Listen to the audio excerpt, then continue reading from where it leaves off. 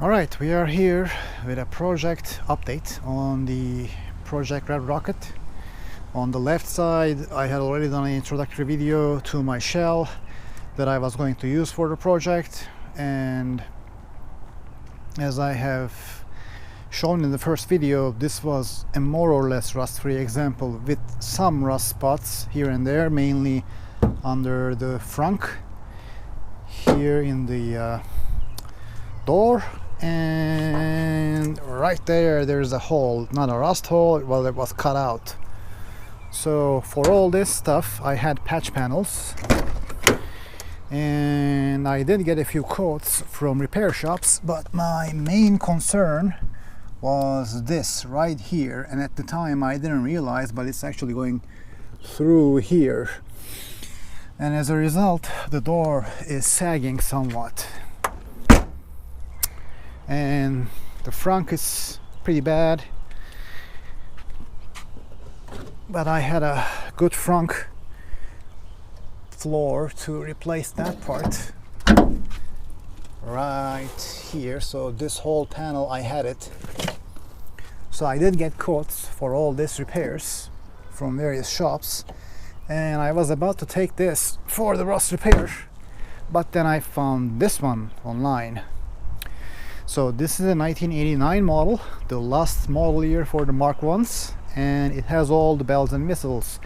It has the LED tail light, it has the last generation tail lights as well. So I already had some of these lined up for this car, which is an 85 Mark 1A. So I was going to do a Mark 1A to Mark 1B conversion as far as looks go.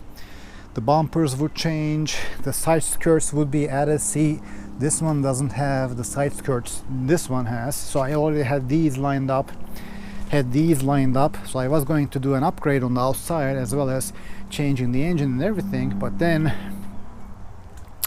this one is totally rust free, so I didn't require any rust repair almost on this one.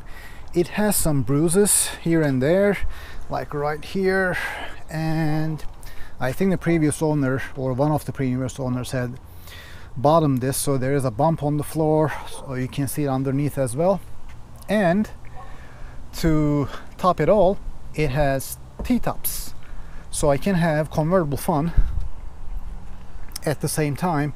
And one more important thing is actually it has the bigger radio, which is a doubled in, so I could indeed replace this with a modern touchscreen one. Whereas if you look into this is a single DIN unit, and the center console is a little different, so you can't really put a touchscreen in these ones unless you fiddle with the center console somehow. And to top it all off, actually, this one has an engine, unlike the other one right there. Now there are of course downsides.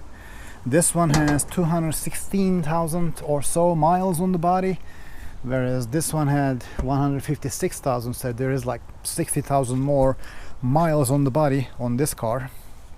And when I purchased this one, I had to drag it here from Virginia. It wasn't running. The owner told me it was running at the time, and when we turned it on, it would crank but not start, and the fuel gauge was showing empty. So I had to tow it here. Funny story, on the road one of the tires decided to blow up on me. So here you see the 30-year-old spare tire, or donut, that I had to change on the road. And then it started pouring rain and all that fun, but I made it here, which is all that matters. And then I started fiddling with it. I thought it was out of gas, so I started pouring in gas, and immediately the gas just started flowing out from the filler cap. So apparently the tank was already full, so that told me that the gauge isn't actually working. Then luckily I had a spare fuel pump, and I came to the conclusion that I needed a new fuel pump on this one to make it running again. So I was able to start it with starter fluid, And changing the gas tank or changing anything related to the gas tank in these cars is a pain in the rear, because the gas tank is right under this middle console. So you have to go under, take a bunch of connections off, slide the gas tank out. Putting it back is a total different game. The gas tank has 7 connections on it, so it's not easy, but I was able to pull it off somehow with one of my old parts car fuel pumps. So now this thing actually fires up, and if it doesn't embarrass me, decide to embarrass me, you know how cars are, I can try to fire it up and see it in action.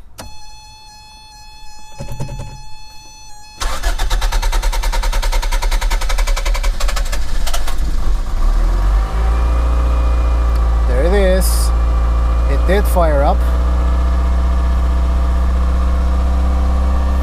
Now this car, as with all MR2s, has transmission issues. Most of them tend to pop out of gears, and this particular one actually doesn't engage in first and second gear. Third gear does engage, and fourth and fifth and reverse are there. So it should be enough to, you know, move it in and out of the garage when I need to. So that's another plus side actually, because this other one I would have to push. This particular one, at least I can move in and out until the time comes to do the engine swap. But it will be soon that I will start working on this, now that summer is here. First stop would be the body shop. I already started taking some of the trim out. This was mainly done to be able to take the fuel pump out. This is the fuel level gauge, so you need to disconnect a bunch of stuff from here so that when you take the fuel pump out, these don't rip. And let's see what else. And yeah, this was top of the line almost. It doesn't have the leather upholstery, but it had everything from the factory, and I still have the papers, so the owners kept the papers, which was nice of them to do. So again, I won't delay this one too much, so hopefully you'll see some videos coming up pretty soon, me starting to work on this. And I'm already working on the engine inside, so you'll have some videos coming on the engine assembly. And let's give it some revs.